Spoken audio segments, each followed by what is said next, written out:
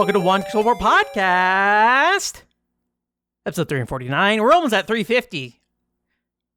Per usual, you come into my Wendy's and you ask, Ben, will you be celebrating episode 350? That's a 0 at the end of that. And a 5 is in there. And a 3.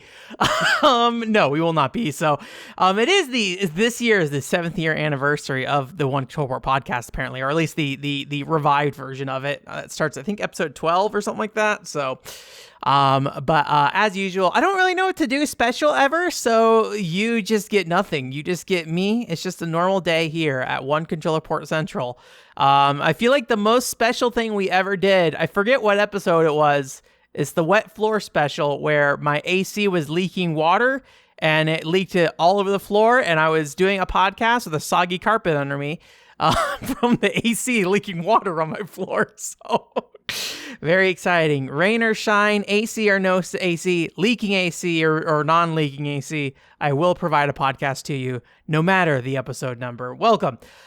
We only got one news story this week, but it is a important news story for us. Very important. A sad news story, question mark. We'll see. And then also we're going to talk about Tetris. Now, we're not going to be reviewing any specific Tetris game. I mean, I will be talking about a specific Tetris game, but I don't really feel like I am per se going to be providing a review of that Tetris game. But I think the bigger thing is talking about it's a very similar sense of like how I've talked about the fighting games before, where I'm not really like reviewing Grand Blue Versus. I'm just like, what did I learn from Grand Blue Versus?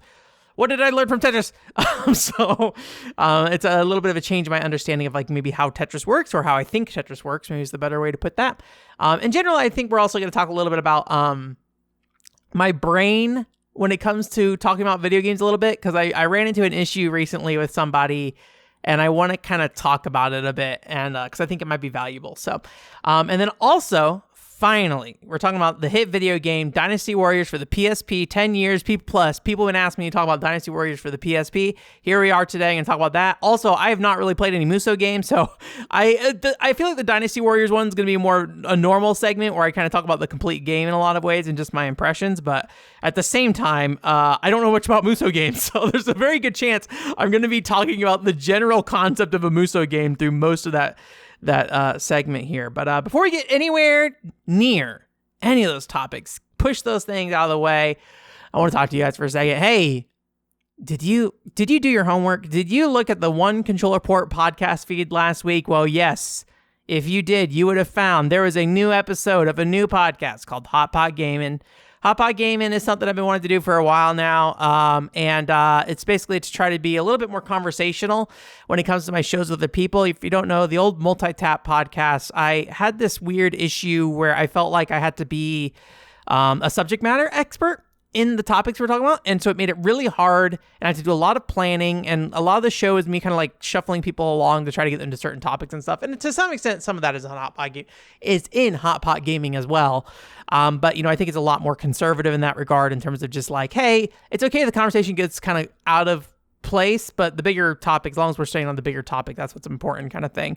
And then not really having like kind of these formal beginning and endings and stuff, or starts and ends. It's just like I just kind of start it where I think it gets interesting and I end it when I think it stops getting interesting. So which if you did listen to it and you're like that little like chime at the end where like it cuts off really suddenly when somebody says a point, you might be like, that seems a little cheesy. It's kind of me being very polite and being like, okay, nothing else from this point on really matters, so I'm gonna cut this off now and shut you up like mid-sentence. And that is kind of what that came out of. But it uses a little cute little chime, so I think it maybe comes off as a little campier maybe than originally intended, but it serves a purpose. There's a reason why I'm doing that. So anyways, but I was really happy with the show, really happy with Filler coming on. Thank you again. I don't think Filler listens to the main show here. If you're listening, Filler, thank you so much for coming on the show. I appreciate it. My current plan is to do one of those a month. We'll see if that is a problem or not. If you have listened to me historically, you may know me setting artificial deadlines and stuff is something that I have done, and it can create weird scenarios and me stressing out. I have done a handful of these in advance, and I think the plan is to me just kind of stay ahead of the curve on whatever's going on and what's coming out. And just having stuff kind of ready to go so I can kind of put together. If I need to miss a month, I miss a month. if it gets too intense, I think the thing I would be more interested in doing maybe is making it so instead we have, a episode of Hot Pot Gaming on the feed and then 2 episodes of the normal show, maybe I'd do 1 episode of the normal show and then 1 episode of Hot Pot Gaming back and forth. So basically kind of replace one of the One Control Report shows with the Hot Pot Gaming one. It's a little bit extra work, but I think there's a lot of value in me kind of reaching out to people and talking to them. Because I think that's the big thing. It's like, I just kind of want to, there are people that I'm curious about, topics that they know a lot about and stuff, or maybe their perspective on things. And sometimes I feel like I overly rely on myself to dissect them and try to understand how they feel from the outside, which is not necessarily anything wrong with that per se. I just think it limits what you can do. And I think it depends on how you're dissecting them. Because if you're dissecting somebody to find out why they're wrong about something, I think that's a problem. But maybe I shouldn't say it's a problem, but I think you'll have a negative outcome in a lot of times with that, because then there's like this idea that like, oh, like you're not accepting that what they're talking, how they think about it could be right? You're dissecting, you're trying to make them wrong in some ways, or try to justify why you think they're wrong. It's kind of a weird thing, but I think if you are dissecting with the intention of understanding, it's not necessarily a bad thing. It's just, there's kind of some limits, and obviously depends on the access you have to a person. I think my goal is to generally kind of go back and forth between reaching out to somebody that I think I have easy access to, and then reaching out to somebody that I think will be a little bit more challenging to get access to. So that kind of, will continue to, I think, bring in people that I think have valuable voices, even if they don't maybe have the biggest audience or something like that. But then also try to reach out to people who normally I wouldn't think I'd have the capability to access and things. And sometimes I get a little paranoid about this stuff, like, oh, why would they want to talk to me kind of thing. But sometimes people just like to talk about the thing they want to talk about. So, that's kind of nice. So yeah, that's my intention with that show. The first 2 are with fan translators. The second show is not about fan translations, but there are things related to fan translations in there. But just as a heads up, that does not necessarily mean the show is going to be about that. That this is like, the show is very much intended to be broad in the way One Control Report is broad. And in the sense that, I want to bring in, games for girls. I want to bring in, the fan translation niche stuff with that, things that are just kind of out there. And the big goal is for me to learn something from someone. And I hopefully in that process, you learn something from them as well. I'm trying to avoid too many scenarios where I have somebody come on that I have that I already agree with them. I think I would rather find somebody who at least conveys something differently from me. And sometimes I think that, like, from my experience from the handful I've done, sometimes I think I am a little closer to somebody than I expect, and sometimes the show becomes a little, I don't want to say echo chambery per se, maybe it's echo chambery, but it kind of becomes about 2 people kind of reaffirming their feelings about something, where other ones I think I am trying to be challenged by somebody, and I'm trying to find that balance, because when I say be challenged by somebody, again, not here debating about something, just I want to understand somebody's perspective, even if I don't necessarily agree with them on that stuff. So that's the hope for Hot Pot Gaming. So let me know if you can. I will say this. It is very helpful when people comment on things and know if they liked something or not. Or if they don't like it, that's also helpful as well. So if you are ever thinking about it and you're like, hey, Ben, I listened to that, shit sucked, or hey, it was good.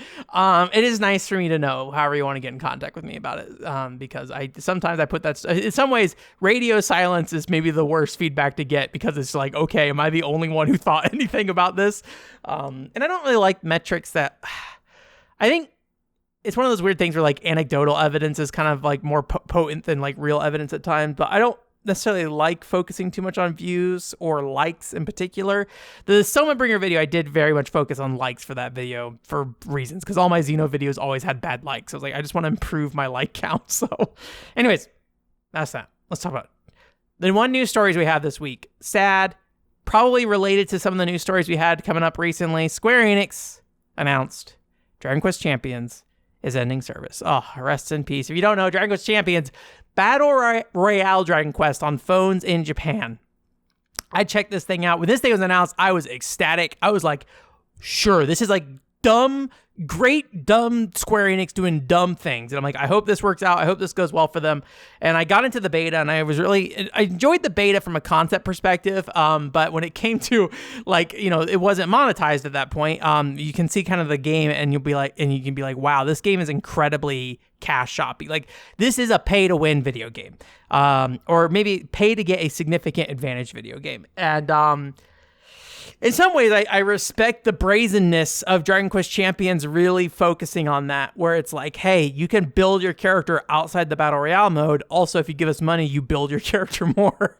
But, I'm kind of glad I never actually checked it out. But I think I got what I needed out of that thing. I looked at some gameplay video not too long ago, and I didn't really feel like there was anything too drastically different that really would have changed my mind from the beta. That maybe I'd be wrong about that, but just from the surface level kind of feeling. So, but yeah, sad to see it go. It's the live service lifespan of get cut real quick if you're not making a ton of money, even though it charted for, I think, a month or so initially. So I'm curious, like, how long these games need to be online to be considered successful. Well, I mean, obviously it doesn't really matter how long it's online. It's about the actual money. But I wonder what is the range of which you can look at and say, okay, that game was online for about 2 years. It probably did okay, right? I feel like a lot of Square Enix live service projects are just like, we need to do a year and see where it goes. And if it goes nowhere, it goes nowhere kind of thing. So I wonder if they're going to stop that, though. We'll see. All their talks at their financial things have been pretty like cost-cutty and quality control-y. So I get the feeling games like Dragon Quest Champions might not be as big of a priority anymore. So sad day. I think they said Foam Stars underperformed as well. So I guess we'll talk about a video game that nobody cares about, Tetris. Tetris. I'm sure you are aware what a Tetris is. It's that fallen block puzzle game.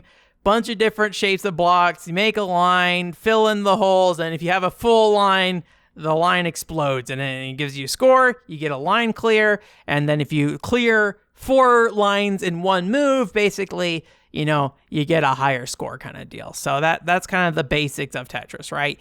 And in playing Tetris for the Game Boy recently, I don't think I was necessarily looking to analyze specifically Tetris for the Game Boy, but it was really kind of the first time I wanted to take Tetris a little bit seriously. When I say seriously, not really competitively, but like historically, when I played Tetris, I had kind of 2 goals. One is, I get the piece in my hand, and I'm like, okay, I have a piece, and now I'm going to fit it in the best shaped hole at this time for this piece to fit. And then in that process, my secondary goal was basically to build a 4-stack and try to get that full clear so I can get the highest score, right? And short sessions, I think that's fun, and it works. However, there's over time, the game just kind of gets out of control. And as you slowly kind of build up and as you slowly make mistakes here and there, or the pieces don't fit together right, you just kind of end up with the board being full and the pieces start falling faster, and then it's over. And I think the thing is like, that's fine and fun on its own, right? But I don't think I ever really analyzed what is causing that scenario to happen, right? So in some ways, death is inevitable in the world of Tetris. I mean, in the real world too, but in the world of Tetris, eventually you will fail most of the time. In the reasonable person sense, I know there's like kill screens and stuff, but in the reasonable person's sense, you're probably going to fail at some point, right? But it was pretty clear to me that like I was never really getting as far as other people, and that there was a difference in how they were interacting with the game that really was kind of changing, their performance and things like that.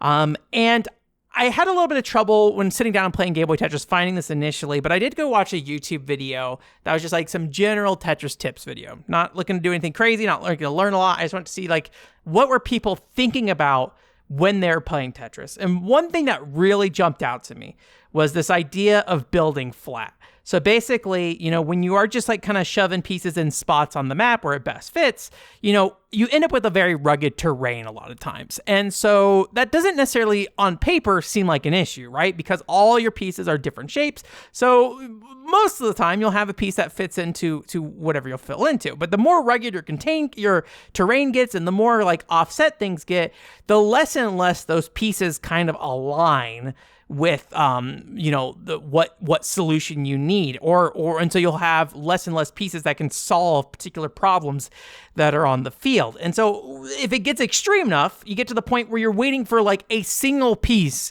that can bail you out. But because there's like 8 pieces in total and with randomized pieces, that doesn't necessarily mean it will come, right? Like you can go a long time without getting one of the pieces in the game. It's not evenly distributed. It has a random chance kind of thing, right? And at that point, I think what happens is if you just focus on those 2 goals I mentioned earlier, where you're just fitting pieces in slots, and then also focusing on a 4 stack to clear, a 4 rows of lines, it just kind of falls apart.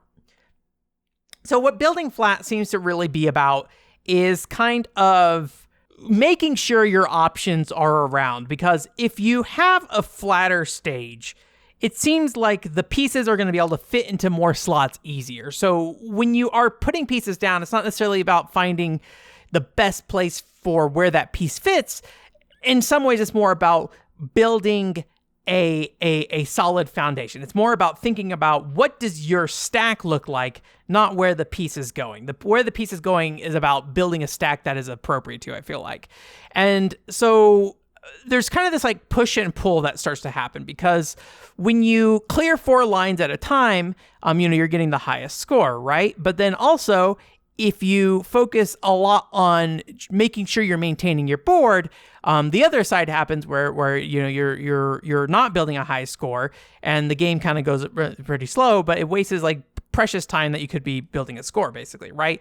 And I could be wrong. I don't know 100% how Tetris works per se, but I don't think the rate of which the pieces fall is based off your score. It feels like it's more based off the number of lines you have cleared. So if you're not building a high score while you're clearing lines, eventually the board will start moving faster and faster and faster, and your ability to like get a good score, if you can't think and process through the higher speeds, significantly drops down as it gets, harder to build efficiently, and eventually that will essentially kill you. So if you play it super conservatively, you'll last a lot longer, but you'll have significantly less score in my experience, kind of thing, right? And honestly, I don't think I ever really mastered this kind of like push and pull on this kind of like score versus line thing. I feel like anytime I started to move towards score, my board would fall apart, significantly. But I think the bigger thing I learned from playing Tetris this time was, the idea that what does this piece do for my board,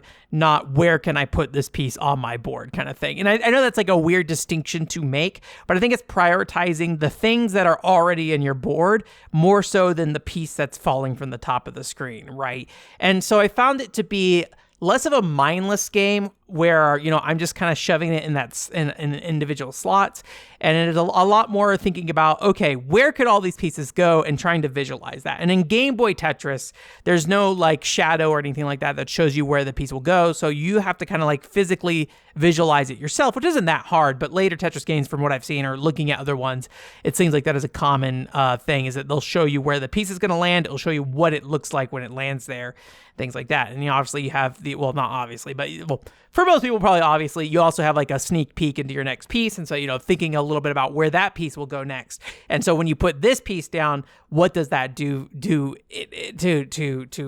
change the board? Or I guess making sure you're putting the right pieces down the right spots, so the next time your next piece you have also has a place to go, kind of thing, right? So it's just being very considerate about the board itself, kind of thing. So I think it's one of those things that, I don't know if I necessarily super enjoyed Tetris this time around still, but I felt like I came out of it like really understanding it a lot more, and so, or well, at least I feel like I understand a lot more. Whether I do or not is kind of another thing. So yes, that was my Tetris experience recently, and that's kind of like how I think my thought process around Tetris changed. I actually had a Twitter question about this a while ago when I was after I cleaned my GBA SP. I was trying to find a puzzle game to play portably. At the time, I didn't know I'd be playing Tetris, but I just happened to have Game Boy Tetris around.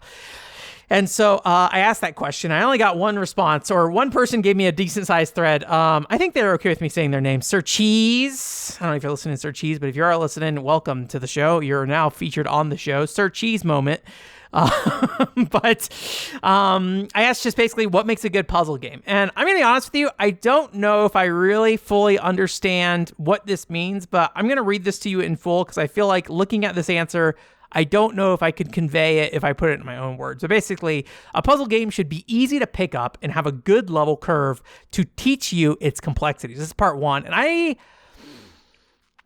I'm trying to apply this to Tetris, right? And I think when you think about like a good level curve, it's probably around like the speed of which things fall, I would think, in that particular case. I don't know for sure. People generally think Tetris is a good video game. So if this is a common sentiment about what makes a good puzzle game, I think Tetris probably has some element of that.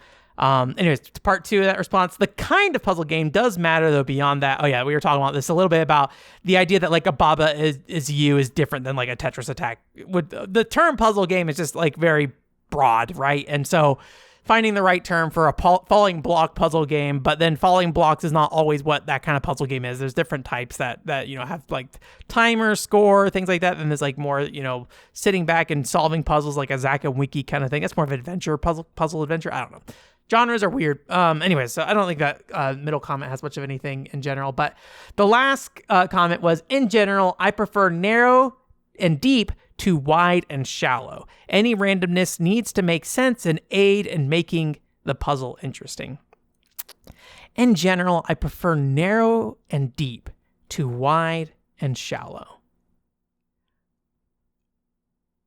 I don't know if I understand what that means per se, because there's the literal sense, right? So if we look at a Tetris board, it is a narrow and deep board, right? And a wide and shallow puzzle board. I don't know if I can think of too many games that have that. So there's the literal sense, and there's, I think, the higher level sense of narrow and deep when it comes to game concepts. There being not that much variety in game concepts, but the way you apply them is it has more dynamic elements to it. That's kind of what that reads me as, versus wide and shallow being, may have a lot of options, but the way you solve the board is very simple. I think that makes sense. I think the answer is I don't actually know. I did not follow up and ask about this. This is a while ago that I asked about this. But yeah, I think that would make some sense. I don't know. I don't know anything about puzzle games. So anyways, I thought that would be some insight I passed along. I looked at this and was like, I don't know if I necessarily know what this means, but my brain at least thought about it and processed it. And this is something that hopefully in the future I'll think about. Whether or not this is required to make a good puzzle game is another thing. It's just, the opinion of one person, but they are a person that I think has some significant experience with puzzle games, definitely more than me. So I would trust them over me at the very least. So thank you, Sir Cheese, for your response on that Twitter question. I did want to talk about one thing. This is kind of related to Tetris, but it's more of a conversational thing that I had. But it was related to Tetris in the sense of that Tetris kind of spawned this. And when I say this as well, because I'm going to talk about one particular person, I don't think they listen to the show. If you listen to the show, hello, don't think too much about it. But I mean, we had a follow-up conversation that I think you probably know where I'm at with this kind of thing. But it is probably worth mentioning for other people who listen to the show that talk to me personally. A lot of the times, the things I'm talking about apply to multiple people. And so if you're like, you had a conversation with me that reflects something that I'm saying on the show, there's a chance that it's not just you. It's that I had multiple conversations that kind of went down similar veins and things like that. So if it ever feels like I'm calling you out specifically, unless I say your name, like in the case of Sir Cheese, or I say one person in the case of like Luna last week, I forgot his name, but it's like, oh yeah, the Final Fantasy 11 guy. Usually if I'm being vague about who I'm talking about, it's not so much me trying to cover up who I'm talking about as much as it is just like, there is no one specific person that asked me to talk about something or talking about something. And so I'm usually addressing a larger thing in my life. And I think part of the reason I feel comfortable bringing it up is because I feel like it's a me issue and not a other people issue. If there's multiple people in my life kind of bringing something to me and I'm getting a similar response, I feel like there's a very good chance I am part of that problem. Or maybe not a part of the problem, but like I am playing a role in that communication and bringing the conversation to similar scenarios kind of thing. So anyways, all that NDA stuff aside, I don't know, NDA disclosure, I don't know. If chances are, again, if you're listening to the show, I would be happy to talk to you about any of this stuff if you have any concerns, but most of the time I'm talking to general people and the whole. This person in particular, I don't think they actually listen to the show, but and again, we already talked about this, so it's not a big deal. I'm going to move on from this part of the conversation anyways. So we were talking about Tetris. This is before I kind of had that moment where I was just like, oh, I need to think about the board differently, or at least that's the conclusion I came to. And so I was just kind of like, I don't feel like I'm getting anywhere with Tetris. I feel like I'm kind of stuck. And I'm like, I don't really know what I'm trying to do with Tetris. And I was kind of explaining my thoughts to him about, trying to kind of crack open Tetris a little bit more to understand it. And he just kind of said, you're thinking about this too much. You probably just shouldn't play Tetris. And I have a really hard time with that kind of response, because if you tell me flat out you're wrong about what you're thinking, then it's really hard for me to navigate that, because obviously, I have used this thinking process for a lot of things in my life, and I'm not going to say it's perfect, right? But I have continued to use it because I tend to get value out of it, right? Whether it's the most positive or negative value, whatever you want to feel about that, that's a whole other thing. But I think anytime anyone tells me that you're doing something wrong, then I'm just like, I have a very skeptical feeling about it. So I did kind of follow up with them about it later. I was like, hey, I just want to know what exactly you mean by that. Not a negative way, but just to understand why the way I talk about things sometimes can come off as very I don't want to, what would be the right word? Uninteresting? I don't know. Not uninteresting. Anyways, this feeling that the way I'm approaching it is flawed in the first place, right? And he mentioned this idea that basically is you ask very simple questions, but you expect the most complicated answers. And he's like, and sometimes it's really weird because you play a game like Tetris, right? And there's something just kind of the feeling of Tetris should be apparent. And these are not exactly his words, so I'm hopefully getting this across. But from my understanding, my interpretation is that the feeling of Tetris should be apparent. And in some ways, it is a very human, emotional thing to play Tetris and enjoy it. And there's some basic concepts that can be described, and there's some things that can be talked about. And he's like, but it sounds like you're always digging for something that's not there. And it made me think about the idea of needing to vocalize something that's a feeling, right? And I don't know where this comes from in my life and why this is a thing. And maybe it's in high school, nobody played the games that I like to play and stuff like that, right? So everyone's off playing Call of Duty, Madden, or whatever. Call of Duty is actually, that's a little bit too early for that. Whatever was hot on PlayStation or something. And stuff like that. And, but the point being, at the end of the day, is that I think a lot of times, and this maybe is why I don't like words like nostalgia and things like that, is that I'm trying to take a feeling and break it down into words that can be written out. In some ways, it kind of feels like taking art and scientifically explaining art, I think.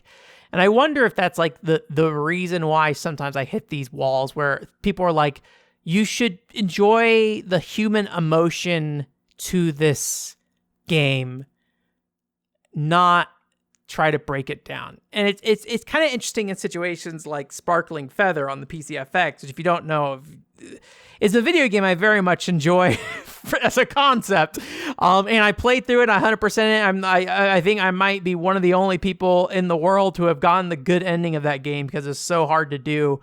And, the PCFX is already such a niche platform. And a lot of reviews I see online of that game are the story is kind of bad. And I look at them the story is only in the good ending, really. So I wonder if people just played the bad one and then got bad. But, I can't read it. So, but from what I interpret the story, the good ending story seems good. The bad ending story seems whatever.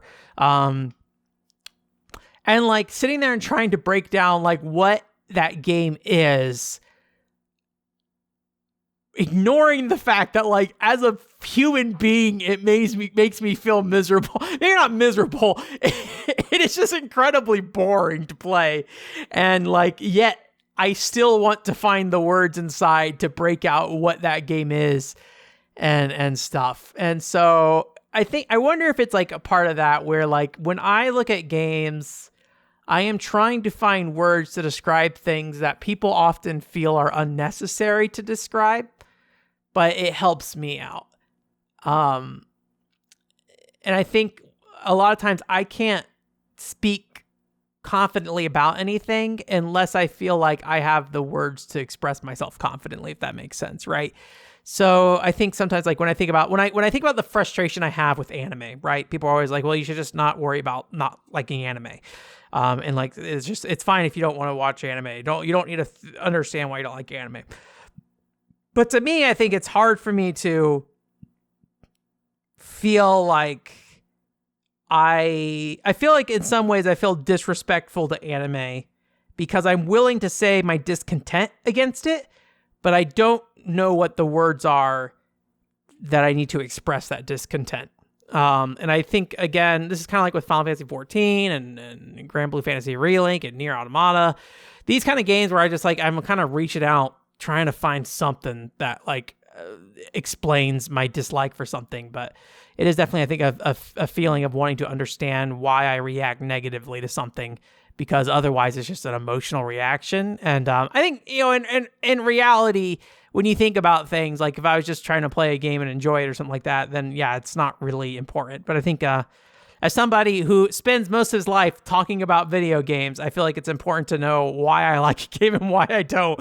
So I don't know. Anyways, but I do feel like banging my head against Tetris ultimately resulted in me finding out something. You know, you heard me talk about it earlier, right? So you can make your own decision of whether or not I found something interesting or valuable. You're just like, okay, you watched a YouTube video and you were like, huh, yeah, I guess that is a little different. But, you know, I think it kind of changed how I look at Tetris and how I will think about Tetris going forward, right? And I think if I didn't sit there and take the time to try to sit down and figure that out, I don't know if I would be able to understand the appeal of Tetris still, right? And I don't know if I understand the appeal of Tetris today, but I feel like I'm a step closer at the very least. So anyways, it's one of those things that I don't know if it's necessarily a problem. I do think there are some things that I do that probably don't help those conversations. I think especially when it comes to me playing dumb in certain situations where I kind of don't know what to say and like someone's kind of like overpowering that part of the conversation. And then so I'll just kind of like pretend like I don't know what they're talking about anymore.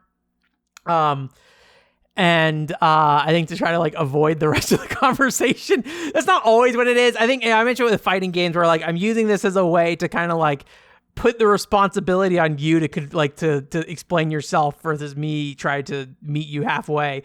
And I think that's not necessarily a good habit of mine. I think there are reasons why I do it. I think there is value that comes out of that, but I think it's frustrating to people. And I don't, as much as I do this thing and I have fun doing it, and you know, I know people get frustrated listening to me sometimes with this stuff. I do not like that it frustrates other people, or that's the read I get from other people, is that they get frustrated hearing me, or just get confused or lost, or they think I'm like hurting myself or something. So I want to, I guess, make that a better conversational experience. I guess it's a conversation thing, not so much a video game thing, but something about how I talk about games I think would be better to be changed, especially in conversations where I don't know what I'm looking for, right? And I think hopefully Hot Pot Gaming will help me do that as well, but we'll see. Most of the stuff on One Controller Plus is all about self-growth. So I used to describe it as selfish, but then my therapist said, no, it's something else. And I'm like, okay, what's a positive word? He's like, it's self-growth. I'm like, okay, self-growth. So sure. I don't know if self-growth is a good word. He also did not know if self-growth was a good word, but I think it does separate out what One Control Word is versus other hobbies I have and things like that, which is helpful. So anyways, you know what also is helpful? Ko-fi. Thank you, Demo Dory, for supporting me on Ko-fi this month. I appreciate it. Demodori, did you know? And if you've donated before and you want to hear this, feel free to let me know because I don't really care that much. And I'd be happy to send you something if it's something of interest to you. So I've been working on the Fantasy Star Online video. I've recorded the audio. It's kind of a little bit rough audio, honestly. Part of me wants to re-record it, but I think at this point I'd rather move on to something else. So I'll probably just kind of keep it as is. But I went ahead and recorded the PSO script, laid the music down behind it and stuff, and I posted that up on Ko-fi. So if you want to hear the latest video, there you go. You have like an audio version of the video there. I have to edit the actual video at some point still. So that's the other part. But it's there if you want to listen to it. Again, if you've donated before and you want to listen to it, let me know. I'll send it over to you. But otherwise, you can access that if you want. If you haven't donated before and you want to listen to it, you just got to donate some money. Give me the cash. I think it's like $1 and get it or something like that. I don't know. Don't ask me anything about Ko-fi. Anyways, I think, I wonder how close are we to the goal? The goal that I set up, was it 2 years ago at this point? It's been a little bit. Earn money on Ko-fi. It's free. Thank you, Ko-fi. I appreciate you letting me know your mission, your goal, and your objective. 84%. I don't know how much more money that is. But anyways, 84% of the way to me taking a day off work and working on a one control video. Yeah. Get that PSO video done, Ben. Anyways, hopefully I'll be able to finish that up sooner rather than later. But life stuff is in the way right now. But I'm hoping once I get some progress on life stuff, that video can get done. Last week, I put up a pickups video on the One Control Port Plus channel as well. That's all my non-import stuff except for one game, and there's import. So if you want to check those out, do that in there. I have a special announcement about Love and Berry at the end, so go check that out. I am currently in the process of trying to fulfill that special announcement, so feel free to go do that. Walk It Out podcast highlights next week. So I did talk about it on the podcast for Walk It Out, but if you want to see some gameplay with that Walk It Out thoughts, that's how you get it next week on OneControlPort.com. This week. Anyways, and that's going to be that for new stuff here in the short term at the very least. So thank you again for listening. Thank you again for donating. Thank you again for sharing. I had somebody make a video about the Damn Stompland video. They had a really interesting video that was talking about like the lighting in Damn Stompland. They did mention me in the video, which was kind of weird. Hearing him say OCP Plus out loud, just like, I really got to change the OCP Plus name. I really need to change it sooner rather than later. I probably should figure that out before the end of this year. I think the bigger thing is making sure I have a name that I'm not just going to flip-flop on immediately. And then also changing the channel icon. So, and then I get to have a one short podcast on the non-OCP OCP channel. So, China. There's war in China, however many years ago. Do you know about the Yellow Turban Rebellion? I don't know anything about China. Dynasty Warriors for the PSP. This is a PSP launch title, actually, specifically. I believe so. Actually, I didn't 100% check, but my assumption is this is an early PSP game. And for me, it is the first like real Musou game, quote, real Musou game I've played in a long time. I played Dynasty Warriors on the PS2, Dynasty Warriors 4 on the PS2 way back in the day as a kid. Have no recollection of what that game was or how it played. But apparently this one's based on it to some extent. But I think for most people, including myself, when I think of a Musou game, I think of guys, lots of guys on the field, general in the middle doing a bunch of crazy moves, slashing up everybody. And then the environment is just this barren wasteland with fog in older games usually. So that's what I think of when I think of Dynasty Warriors. And in some ways, that is very true for Dynasty Warriors on the PSP. However, I believe there are some pretty key differences here for the sake of portability, but I don't actually know how much is unique to this game, so just keep that in mind as we go through it. And because this is my first Musou game, I'm going to kind of talk about this on a higher level of just like a Musou experience as a whole, because I just haven't had to talk about these things before, really. So for my audience, at least from me, you haven't heard these words before, I don't think, but I don't know how many people in my audience is like Musou games. But anyways, Yeah, so generally like the idea of Musou games, if you haven't seen them before, again, I think the general image of like guy slashing through a bunch of people in a big empty field. And you basically, the core idea or core higher level combat thing here is that you're basically overtaking a battlefield, right? So you're a general who usually has like a different type of weapon, and then each of the generals have their own seemingly unique combos of attacks. And as they fight on the field, they have like a temporary level up system. So when you're on that battle, you can level up to, at least in this game, up to like level 10, and your combo that you have evolves over time. So over the course of battle, you get more and more move options available to you, and that changes, whether or not you do a square, square, triangle for an attack versus square, square, square, square, square, triangle for an attack and things like that, right? So there's kind of these branching combos you can do as a player, depending on your weapon type, and in general you have, you'll want to use different combinations of combos and things like that. And once you've completed the battle, your level resets. The next round you start as level 1 again. There is like it seems like an underlying stat system, so you do get some stat growth, but when it comes to your player capabilities, they're largely set in stone at the start of each battle. So when you're going through this field, slashing through a bunch of people, there's a handful of things to consider here. And the biggest one is enemy rank. So you have normal foot soldiers who are just kind of like the fodder of the game. Then you have like these mid-rank captains. They're kind of like these faceless captains, but they have names above them, or at least they're designated as captains. And at the top level, you have like these generals. And these generals are kind of like the faced characters who are based off various historical figures, I assume, in the Three Kingdoms storyline there. I don't know anyone in the Three Kingdoms storyline. I don't know any names. I don't know. The story in this game is just like a paragraph of text for a mission as well, so I don't know who anyone is. So if you want to learn about the Three Kingdoms, this does not seem like a good place to start. It just is a good place for you to see a name that says like Lu Bu and be like, I don't know who a Lu Bu is, but he's on the field apparently. So anyway, so as you're killing these troops, it basically drains morale, and depending on if they're higher ranked or not, the more and more morale it drains. But obviously the higher they're ranked, the more tougher they are and the more hits it takes to actually kill them. When it comes to the top ranked generals in particular, they are much stronger than you initially. So a lot of times when you're starting the game, you're kind of navigating the map, trying to avoid these generals and trying to basically grind up on other enemies and things like that, or the lower ranked generals who are a little bit easier. But again, I don't really know these characters, so it's hard for me to identify which one is like a lower level general versus like a higher level one most times. So but sometimes, there is benefits to just killing swaths of enemies as well. You don't always want to be fighting the generals. So there's kind of a balance you play there where you're trying to, balance the difficulty and your resources and like how many enemies on the field. Because there's a large number of like normal enemies.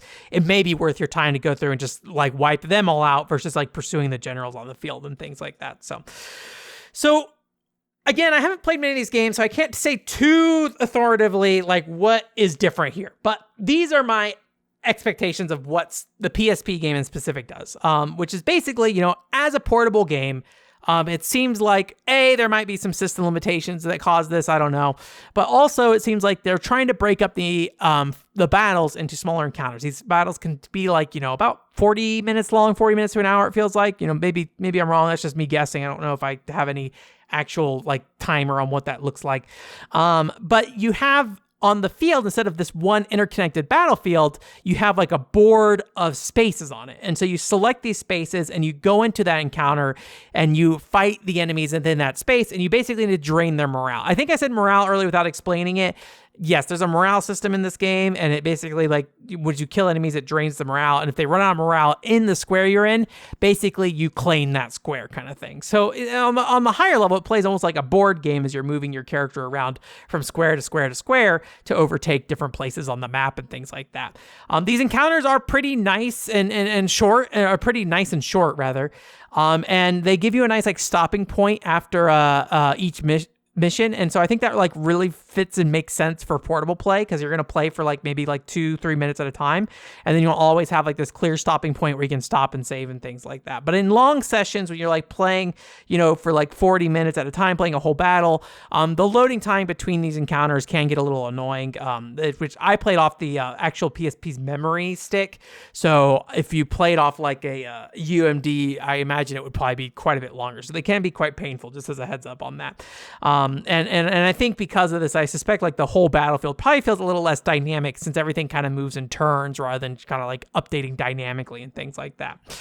The biggest challenge I had with this game in particular is, at least in the game itself, it doesn't seem like the game does a very good job of explaining how this board works and how it affects your resources. So, we talked about morale earlier, but there's also this idea of supplies. And supplies basically are a timer you have that you can complete the mission with. And as you go around the map, you can claim different parts of the map that increases your supply or increases your morale and things like that. But as you move around the map, there are situations where you may lose morale over time moving space to space to space. Particularly, it seems to be around spaces you've already claimed. So you're just kind of like moving around the map without actually getting in combat and things like that. And so I read through the manual, or maybe I should say I flipped through the manual. I did not read it from, start to finish per se, but I flipped through the manual trying to find advice on exactly how this works, because you'd have a situation where you're like at the end of the map, but then a general like got to your base and is like trying to take over your base now. And there's no real way to kind of get back there easily without completely destroying your team's morale and then not really be able to do anything about it. So it just seems like a race to capture each other's base at that point, which maybe is the point of it. I don't really know, but it can be a little frustrating because it feels like some things are out of your control sometimes. At least if you don't notice a general coming in, there could be very well a time and place that you can like intercept them and things like that, right? So reading through the manual, at least I just had a little hard time figuring out when your morale drained and when not, because sometimes you'd move to a space and your morale would go down. Sometimes you move to a space and it didn't go down. I'm sure there's a logic there. I just couldn't figure it out, and the game itself doesn't really seem to try to explain that to you, kind of thing. But one of the things that I think are cool about this version of the game, again, I think this is unique to this, at least the portable entries, I don't know how many other games this may have showed up in, is you can basically select support generals for you as the player. And so you have like this stock system where you basically can collect generals, almost like Pokemon, where you have a certain number of a type of general. And then you can also slot them into your palette, and that palette has like a number of, like, each general has like a value associated with them. You can't go over that value, so you can pick like one strong general or a bunch of smaller generals. But at the end of the day, most of them have some ability that the player can utilize to provide additional support. So that can be healing yourself, that can be increasing your attack, it can be some special attacks like sending in fire arrows and things like that, or it can be more morale management based, where you can either raise your morale or lower the enemy morale. And it seems like whenever you pull one of these generals into the encounter, it then consumes them, and so you don't have them anymore until you get a new pool of random generals on the next fight, kind of thing. So it just kind of helps you be a little bit more adaptable on the field. It helps you kind of cover up some of the places that you have some weaknesses and things like that, whether it be mitigating damage done to yourself or maintaining morale. You can kind of pick things that will help offset your own personal shortcomings, or maybe to some extent your general shortcomings. But I feel like most of the generals in this game, despite how many there are and how many different weapon types there are, it feels very similar to play a lot of them, with some specific differences between some of the movesets. But most of the time, you're just kind of like wailing through a bunch of enemies, so like you're not doing a lot of like very thought out like attack choices, kind of thing. So the only issue I think that really comes up in portable play here, or on the PSP, and I don't know how much of this applies to past Dynasty Warrior games, maybe, in the case of like this coming out in like 2004 or something like that, right? Maybe this is true for all Dynasty Warriors up until this point, but the pop-in is pretty bad. It's really hard to tell how many enemies are in front of you or not. I don't think any enemies will hit you if they're not spawned in, but you'll be sitting there like smacking away at groups of enemies in front of you, and you can look at the mini map and you can kind of keep track of where the enemies are on the mini map. But you'll see there's like an entire wave of enemies in front of you, but there's only about like 6 actually spawned in on screen. And I think you hit them when they're invisible, but I don't 100% know. Sometimes I couldn't tell if I actually was hitting them or not because they're invisible, right?